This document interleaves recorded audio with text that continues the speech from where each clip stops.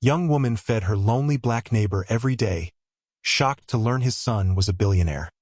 Before we see how this one simple, repeated act of kindness would unravel the fabric of her desperate life and reweave it into a tapestry of unimaginable hope, take a moment to consider the quiet heroes in your own neighborhood, the ones whose struggles and virtues go unseen.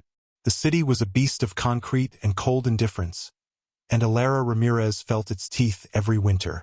This one was the worst yet. The wind, a relentless predator, howled through the cracked caulking of her window frame, a constant, mournful reminder of her isolation. Her small apartment on the 4th floor of a decaying brick building was less a home than a holding cell against the encroaching frost of both the weather and her circumstances. The radiator in the corner clanked and hissed, a dying animal offering little more than the illusion of warmth. She had lived here for 2 years, ever since the accident that had stolen her parents and left her adrift in a world that suddenly felt too large and too empty. The inheritance had been a pittance, swallowed by funeral costs and the first year's rent. Now, at 22, she worked a grueling job at a downtown diner, washing dishes until her hands were raw and chapped, the smell of grease clinging to her like a second skin. The pay was barely enough to keep the lights on, a single bare bulb that cast long, dancing shadows on the peeling paint. Her world had shrunk to the size of this room, the grimy diner kitchen, and the 4 flights of stairs that separated them. Desperation was a quiet, constant companion, a cold weight in the pit of her stomach that no amount of thin soup could warm.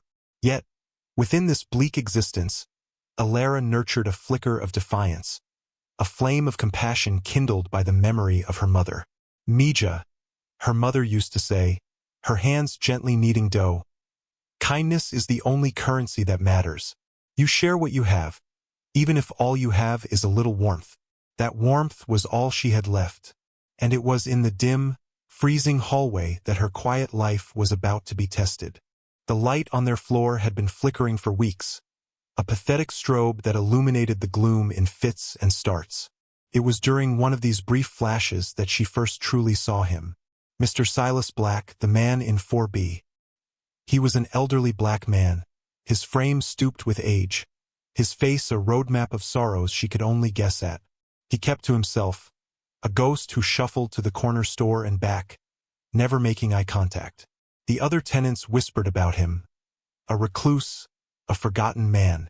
But in that flickering light, Alara saw not a ghost, but a profound loneliness etched into the lines around his eyes.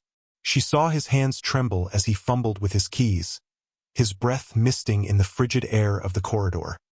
The inciting moment came not with a bang, but with a cruel, clipped voice that cut through the building's usual groans. Mr. Henderson, the landlord, a man whose heart seemed as cold as the cash he collected, was standing outside Mr. Silas's door. His voice was a whip. 2 months, Silas. I'm not running a charity here. You've got 1 week to come up with the full amount, or you'll be out on the street. I don't care how cold it gets. Alara, standing just inside her own doorway, felt the words like a physical blow. She watched Mr. Silas nod mutely, his shoulders slumping as if under an invisible weight, before he disappeared into his apartment. The door clicked shut, a sound of finality. In that moment, Alara's own desperation felt secondary. She looked at the meager contents of her pantry. A half-empty bag of lentils, a few potatoes, an onion, and the last of her vegetable broth. It was her food for the next 3 days. But her mother's voice was louder than the rumbling of her own stomach. You share what you have. The decision was not a choice. It was a compulsion, an act of faith in a world that had given her little reason to believe. Alara took out her mother's old stockpot, its bottom dented and scarred from years of use. It was one of the few things she had left of her, a tangible link to a warmer past. She washed the potatoes, her chapped fingers stinging under the cold tap water. She diced the onion, tears streaming down her face from both the fumes and the quiet ache in her heart. As the soup simmered, a fragrant steam filled her tiny kitchen, a stark contrast to the sterile cold that usually permeated the air. It was a simple meal, a peasant's meal, but she poured all of her remaining hope into it. It was more than lentil soup. It was a message. You are not alone. She ladled the steaming soup into her only decent bowl, found a spoon that wasn't bent, and covered it with a small plate. Her heart hammered against her ribs as she walked the few steps across the hall. The flickering light had finally given up, plunging the corridor into a deep, unnerving darkness. She knocked softly on the door of 4B. Silence. She knocked again, a little louder this time. "Mr. Silas?" she called out, her voice barely a whisper. "It's Alara, from 4A. The door creaked open a few inches. A sliver of a weary face appeared in the crack. His eyes, clouded with age and suspicion, peered out at her. "What do you want?" he rasped, his voice rough from disuse. Alara held out the bowl. The steam curled up into the cold air between them. I made too much soup," she lied, the words feeling clumsy in her mouth. "I thought you might like some. It's cold out." He stared at the bowl, then at her face, searching for a trick, a catch.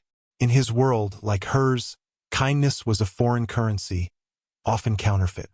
But he saw only earnestness in her large, dark eyes. He saw the worn-out sweater she wore, the fatigue that clung to her. He recognized a fellow traveler in the land of hardship. Slowly, reluctantly, he opened the door wider. His apartment was even more Spartan than hers, the air thick with the scent of dust and solitude. He took the bowl from her, his calloused, trembling fingers brushing against hers. For a moment, he just looked down at it, as if he'd forgotten what a warm meal felt like. "Thank you," he murmured, the words so quiet she almost didn't hear them. He didn't invite her in, and she didn't expect him to. He simply closed the door, leaving her alone again in the dark hallway. Alara returned to her apartment, the emptiness now feeling a little less vast. She ate her own small portion of the soup, and it tasted richer than anything she had eaten in months. That night, a ritual was born. Every evening, after her long shift, Alara would make a simple meal: soup, rice and beans, a small portion of stew, and share it with Mr. Silas. Over the next few weeks, the cracked door of 4B opened a little wider each time. The initial suspicion in Mr. Silas's eyes was slowly replaced by a gentle, waiting light. He started leaving the door unlocked for her around dinner time. Soon, he was inviting her in.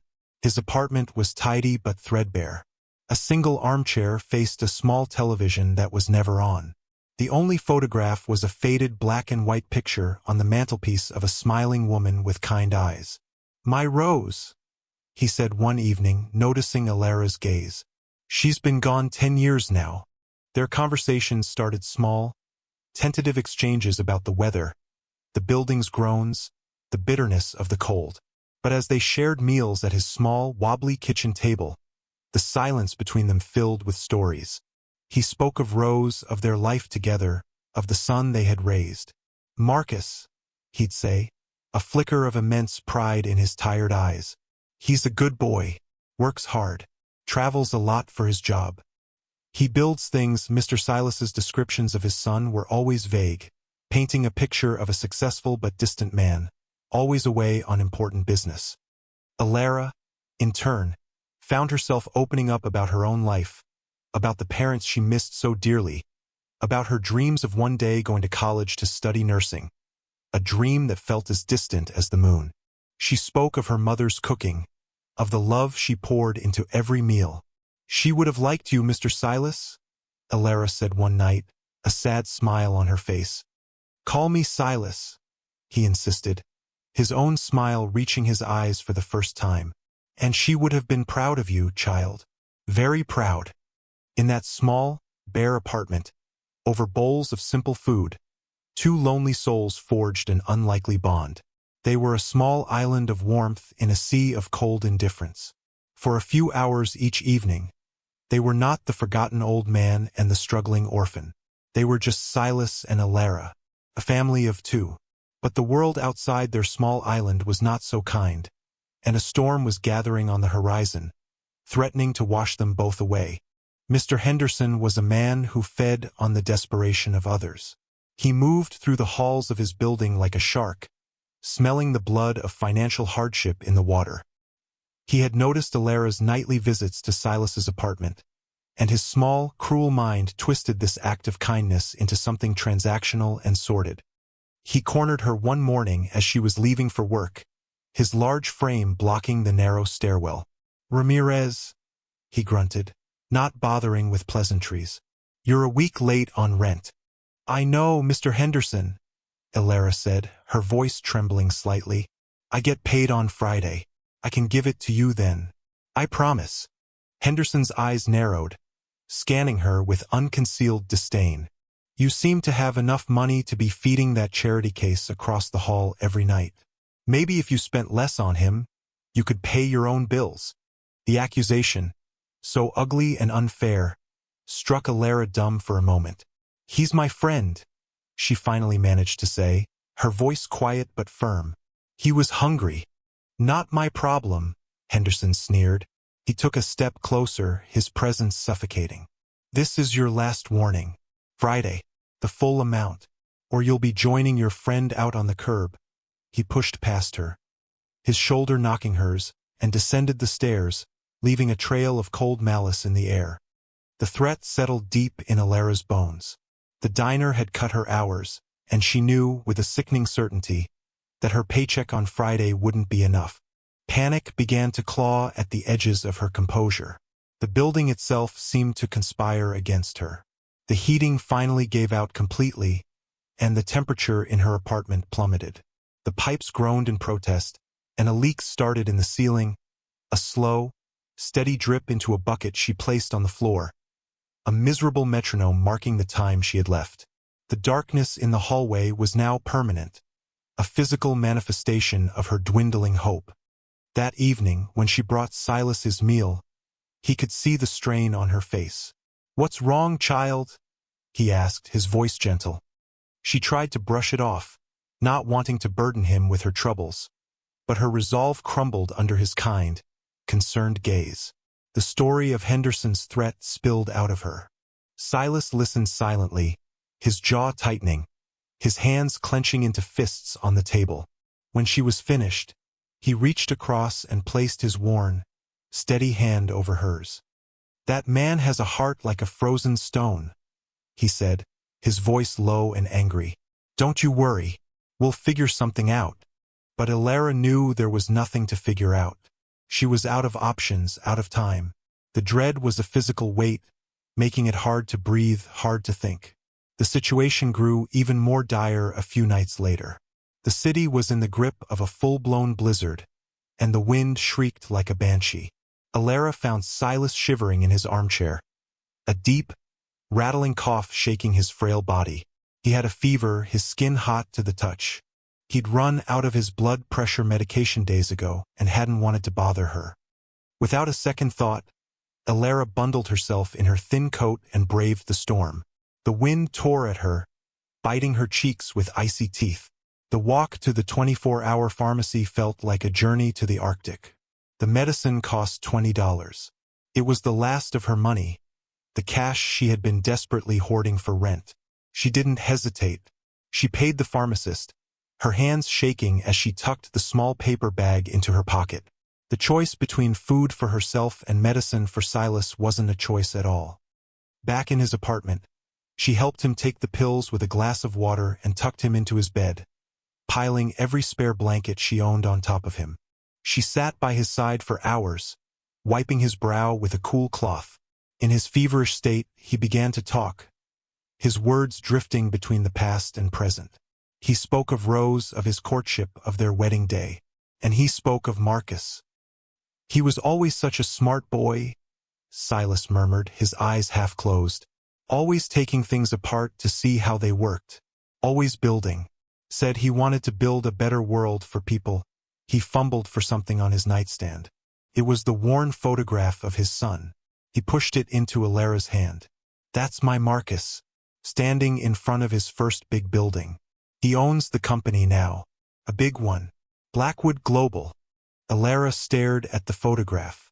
The name sounded vaguely familiar, a name she might have seen in the business section of a newspaper left behind at the diner.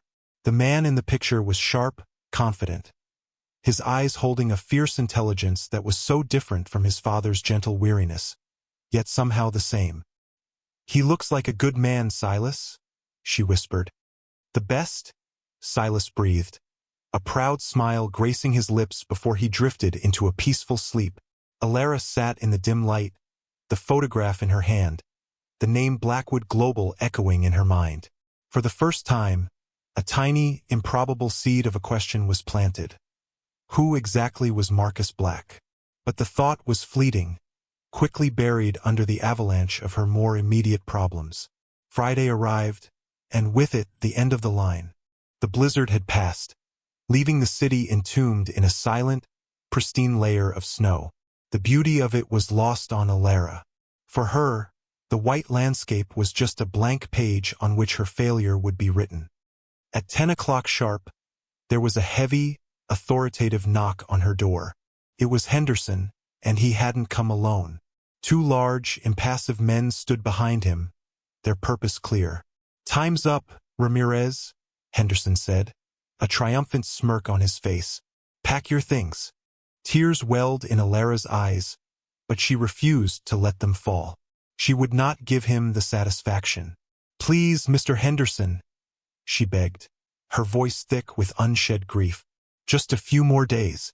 "No more days," he said, gesturing for his men to enter. "Out. Now." Suddenly, the door to 4B opened. Silas stood there, leaning heavily on the doorframe, looking pale but resolute. He had heard the commotion. "Leave the girl alone, Henderson," he said, his voice stronger than it had been in days. Henderson laughed, a short, ugly bark. "Stay out of this, old man. This doesn't concern you." "It does concern me," Silas said, stepping into the hall. He reached into his pocket and pulled out a small velvet box. He opened it to reveal a simple, elegant gold ring with a small, sparkling diamond. It was worn with age, the gold soft at the edges. "This was my Rose's wedding ring," he said, his voice cracking with emotion. He held it out to Henderson. "It's worth more than what she owes. Take it, settle her debt, and leave her in peace." The offering was so pure, so sacrificial. It hung in the air like a prayer. Alara gasped, her heart breaking at the sight of him offering his most precious memory to save her. But Henderson's heart was immune to such things. He glanced at the ring with a contemptuous sneer. "What am I going to do with that piece of junk? It's probably fake." He raised his hand and backhanded the box, sending the ring skittering across the filthy floor. "Get out of my way," he snarled, shoving Silas hard against the wall. The old man cried out, stumbling, his frail body no match for Henderson's brute force. Something inside Alara snapped. The fear, the desperation, it all burned away, replaced by a white-hot, protective rage. She moved without thinking, placing herself between Henderson and Silas. "Don't you touch him," she yelled, her voice ringing with a power she didn't know she possessed. Get out of my apartment, and don't you ever lay a hand on him again." Henderson was taken aback by her ferocity. He looked from her defiant face to the two men behind him, a flicker of uncertainty in his eyes. But it passed quickly, replaced by cold fury. "Fine," he spat. "Have it your way. You have 1 hour to be out of here. After that, everything you own is on the sidewalk." He turned and stormed away, his hired muscle following in his wake. The hallway fell silent. The reality of what she had done crashed down upon Alara. She had sealed her fate. She had chosen to defend Silas's dignity over her own survival. She knelt down, her hands shaking, and picked up the precious ring from the floor. She gently placed it back in Silas's hand. "I'm so sorry," she whispered, the tears finally coming, hot and fast. "Don't be sorry, child," Silas said, his voice filled with a fierce pride. "You did what was right. You have a heart like your mother's." He looked at her, his eyes shining with unshed tears of his own.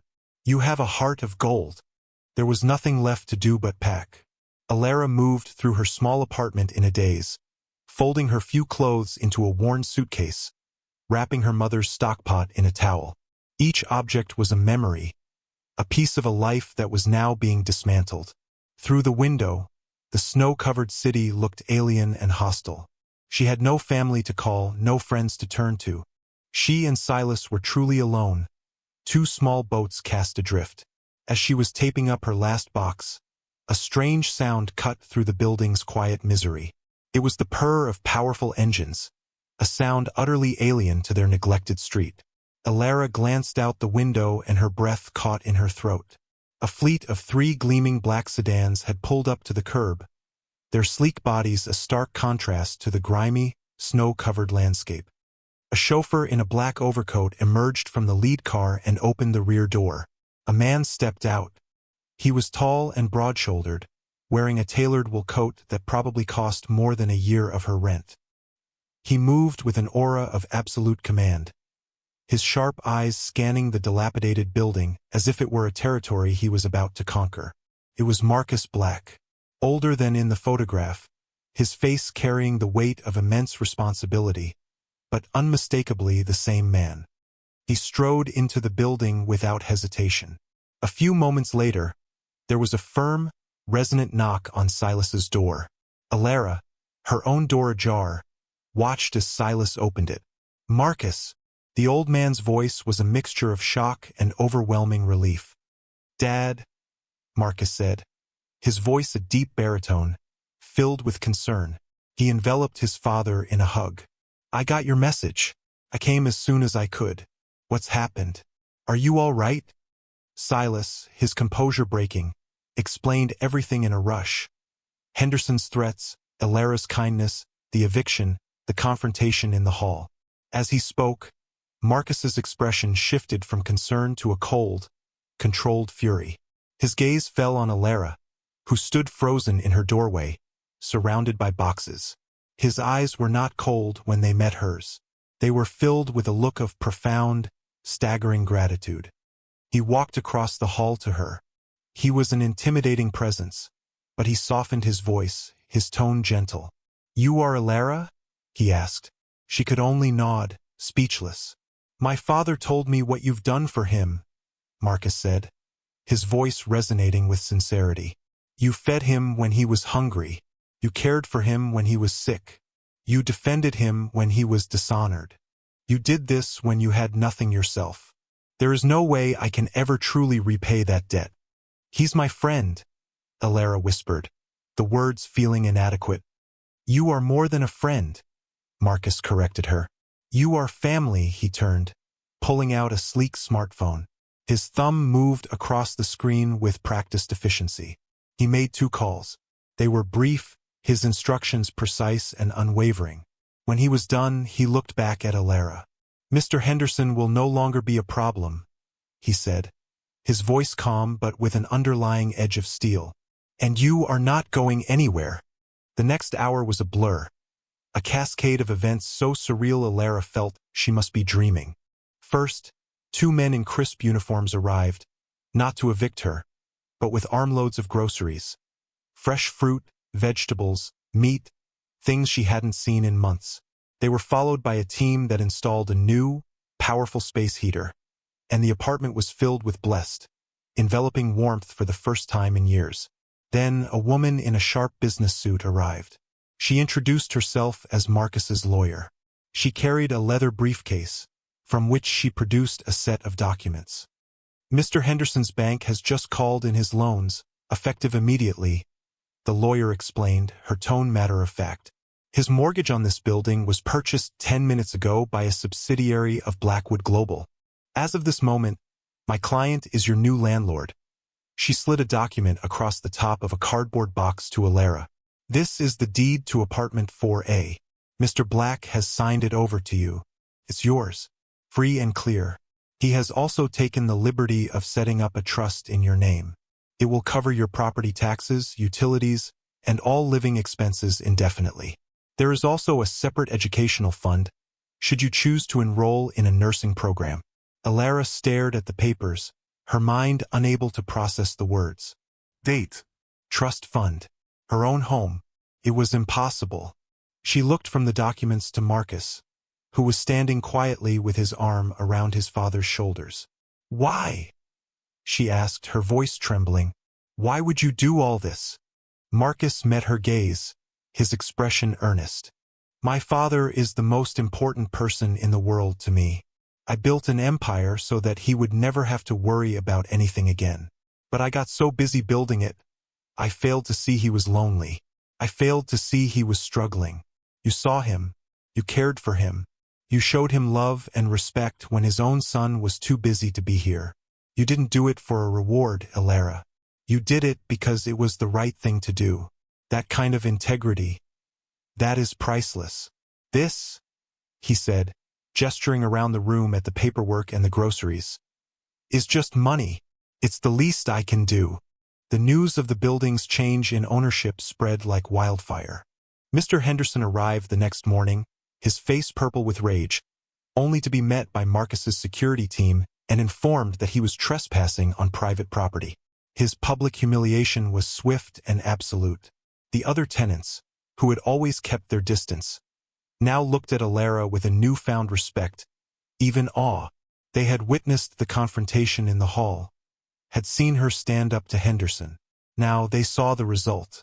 Kindness, it turned out, was more powerful than cruelty. But Marcus's plans didn't end there. A week later, he called a meeting for all the tenants in the newly cleaned and brightly lit hallway. He stood with Elara and Silas by his side. He announced that Blackwood Global would be undertaking a complete renovation of the entire building. New wiring, new plumbing, new heating, new windows.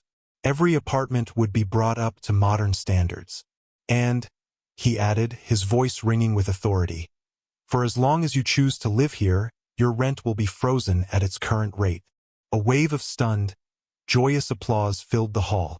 People were crying, hugging each other. Years of anxiety and neglect were being washed away in a single moment. Furthermore, Marcus continued, raising a hand for silence, this building will need someone to manage it with compassion and integrity, someone who understands the people who live here. I've offered the position of building manager, with a full salary and benefits, to Ms. Elara Ramirez. Every head turned to Elara. She stood there, her heart swelling with an emotion so powerful it threatened to overwhelm her. The tenants erupted in cheers. They swarmed her, shaking her hand, thanking her. The woman from 3C, who had never once said hello, hugged her tightly. The young couple from 2A with the new baby told her she was a hero. In the space of a day, she had gone from a forgotten outcast to the heart of a community. She looked at Silas, who was beaming with pride, and at Marcus, who gave her a small, supportive nod. They weren't just neighbors and a stranger anymore. They were her family. The old, flickering light of her hope had not just been repaired. It had been replaced by a brilliant, unwavering sun. 1 year later, the building was unrecognizable. The brick facade had been cleaned and repointed. New windows gleamed in the sunlight. The dark, cold hallway was now bright, warm, and decorated with plants. The apartments were modern and comfortable, homes filled not with dread, but with security and peace.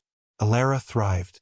She managed the building with the same quiet compassion she had shown Silas, listening to tenants' concerns, organizing community potlucks, and ensuring everyone felt safe and respected.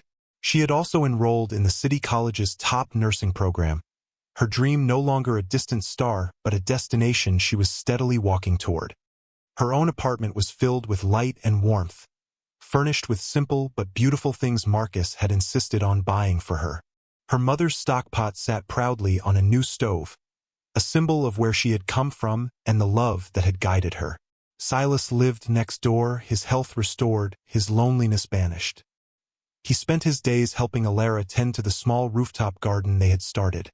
His hands, once trembling and frail, now steady and sure as he worked the soil. Marcus was a constant, welcome presence. He visited his father several times a week, and he always stopped to have dinner with Elara. They would sit at her table, the three of them, and share stories and laughter. He called her his sister, and she called him her brother.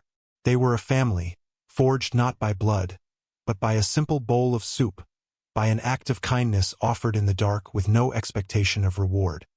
One crisp autumn evening, as the three of them sat sharing a meal, Elara looked at the two men who had so profoundly changed her life. She looked at Silas, his face relaxed and happy, and at Marcus, whose powerful presence was softened by the genuine affection he held for his father. She thought of the desperate, lonely girl she had been, shivering in a cold room, and she felt a wave of overwhelming gratitude. Her mother had been right. True wealth was not in a bank account or a stock portfolio. It was in the warmth of a shared meal, the comfort of a friend's presence, the courage to stand up for what is right. It was the currency of kindness, the only investment that pays infinite returns in love and joy. The most valuable things in her life, her home, her education, her future, had all been given to her. But the most precious thing of all, her family, was something she had earned. If this story of how a single act of compassion can ripple outward to change the world has touched your heart, be sure to share it with someone who needs a reminder of the power of kindness. And don't forget to subscribe for more inspirational stories that prove hope is never truly lost.